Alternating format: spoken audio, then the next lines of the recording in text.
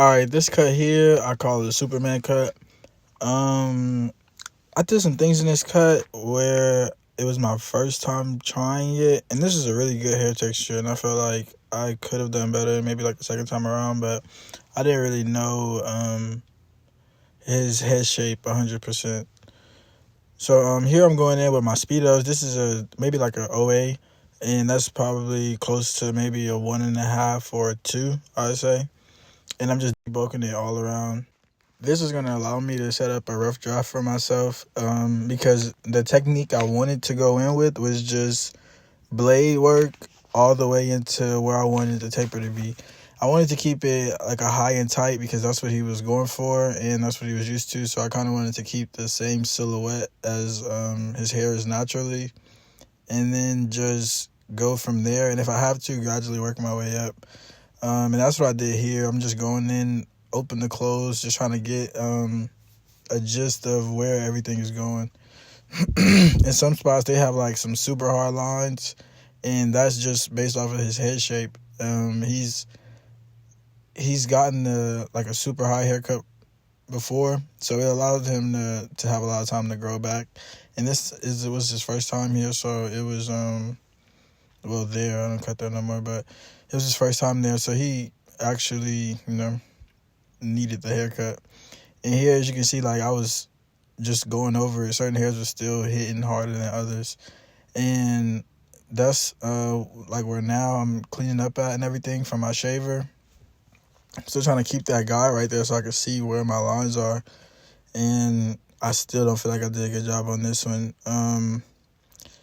This is probably like my most complicated haircut of 2023. I still have to save it, but it was just like sheesh. So here I'm going in with the one speedo, and this is it's not a speedo. I forgot what it's called, but it's similar to one. My bad, bro. But yeah, I'm going in with this. Just trying to flick and see if I could just get it faded as fast as possible because this is my last cut of the day. So then I just was trying not to like waste too much time, but I wasn't going to just let them leave any type of way. And I'm just like, sheesh, like it's not really getting out the lines the way I wanted to. So then I got to go in and do other steps. That's basically what I did. And I mean, it still came out pretty good. It was high and tight. And this here, like there's like a line right here and is like over his ear. And that was super hard to get attacked. Like, it barely was moving. So I'm still just not really focusing on it right now. Just trying to go through the rest of the taper. Because when you look at it from the back, it still looks like it flows, like, straight through. It was like a protrusion almost right there, where it just stuck out a little bit more. And I think he probably told me about that before I started cutting his hair. But I was like still adamant just to get it, you know what I'm saying? And I mean, that was just the most complicated part about it to me. So here I'm just trying to make sure I clean up with the trimmers because after I did the shaver, I tried not to go too high. I feel like I could have brought this line up a little higher though. Still overall a good haircut. I just think that it could have been way more defined as far as texture goes and everything, because the look I was going for was like, it was my first time actually getting somebody with the texture that I was trying to get. And I mean, it was close, it just wasn't like 100% on the mark of what I was trying to get, but I mean, it still came out to be a good haircut.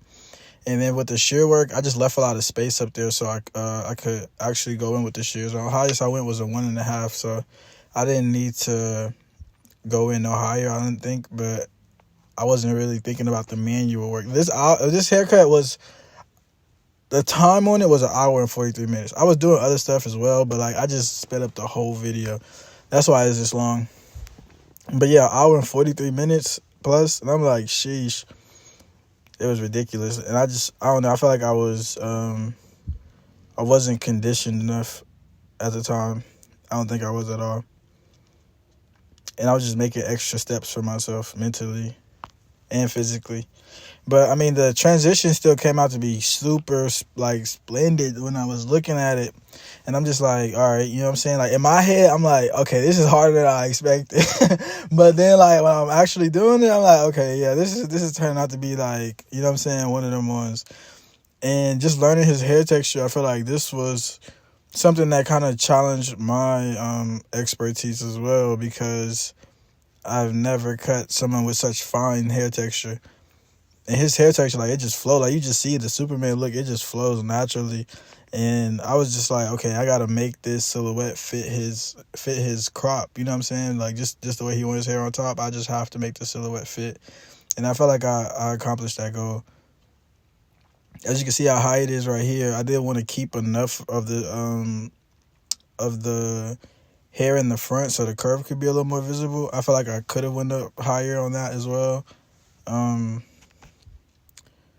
Yeah, bro, I think this was the most challenging haircut I had of 2023. Guaranteed. And even if you look at it, like, around his ear, it looks like it's flowing higher than what it's supposed to be. But even if you look at it from the back, it just doesn't look like that. And that's how the perception looked in the mirror the entire time. I'm like, it's like, okay, I get the mirror doesn't lie. But then at the same time, when I look at it in the mirror from a different angle, it don't even look like what I just saw. I'm like, bro, like, I just keep looking back. I just keep turning around, looking back. And then it's coming together, you know what I'm saying? Slowly but surely. But at the same time, I'm just like, sheesh, like, what was I missing? And I try not to make too many more cinematic videos because you can hardly see what I'm doing, but that was just the point of that. But then I'm asking him, you know what I'm saying, right here, still consultate. I feel like it's never too late to consultate, even if I did do it in the beginning. I'm asking him what type of crop did he want? Did he want to still keep the length? But he said, yeah, he want to trim it up a little bit. So that's what we did. We just trimmed up some of them ends, made everything all even, all the way around. And then he still had the curl pattern in there, so that was pretty smooth. And you can see right here, I still got this line right here. I kept it there towards the end so that I could see what I was looking for. I think even after the haircut, I still asked him, could I, like, touch something up a little bit? Just because you got out of my chair does not mean you left the barbershop yet. You know what I'm saying? So, like, sometimes I just got to go back and then do a little refining. And you can see right here, right over his occipital bone where that line is sitting at, literally tried to hit it over and over again, but it dips. You know what I'm saying? So it leaves a harder line right there, which I didn't know before. I felt like if I would have went in and trimmed up everything, just using the blade all the way open, I probably would have been able to see a lot more of that earlier on into the haircut before I just went straight into the mid, like the occipital bone of the haircut. And I also feel like that's another reason why you should, or whenever you're doing like mid tapers and stuff like that, start in the back. You can work from one ear to the next ear. You realize how high it is, how low you need to go. And then you can still mimic the same thing on the other side because it's already balanced in the middle. Now I'm just trying to make sure I refine everything. I don't want to take off no more hair on top. I really just want to refine it as much as possible and as efficient as possible because, I mean, I'm not on a time crunch, but at the same time, the shop was closing, I think. I ain't gonna lie to you. And I was just in there trying to get this man right. I ain't gonna lie. So I took my time. So here I went back in with the one, tried to follow it up. This isn't a haircut tutorial, you know what I'm saying? This is just me chopping it up, you know what I mean? Like, just chatting. But yeah, this is probably my hardest haircut by far. And I felt like I did the damn thing, you know what I mean? Like, I did have to make some more adjustments within my systems, but overall, I felt like it came out to be a super good haircut. Like, I was so tired at the end of it, I forgot to even turn the chair just to look at how it was going.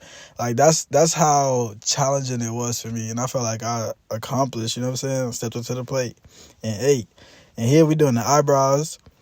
Now, I don't think we did the underneath. It was really kind of already done. But we did the unibrow and the top. You can see back here, like, the taper still looks like it's stretched. Some of it can be refined, like, at the lower part of it. But I feel like as far as getting that crop look, like, still keeping the... Because he was talking about a chili bowl. But I was like, I'm not going to give you a full chili bowl. You know what I mean? Like, I'll give you a high taper and I'll keep it tight. You know what I'm saying? Like, that's the closest thing I could do to it. But other than that, I was not finna go no lower than that. But, yeah, so, like, this is how it turned out, bro. Like, literally, still refining on that other side. And this, like, trying to keep the curve and then keep the widest part of it, where the separation begins, is keeping that part looking nice and crispy. And he loved the cut. I did, too. I did too. It was the best challenge I ever had. Yeah, sir. I was just cleaning them up. Like I said, I just sped the whole video up. Like it was just the entire haircut. A whole hour, almost 2 hours worth of the cut. Thanks for tuning in. This is Jay the Barber.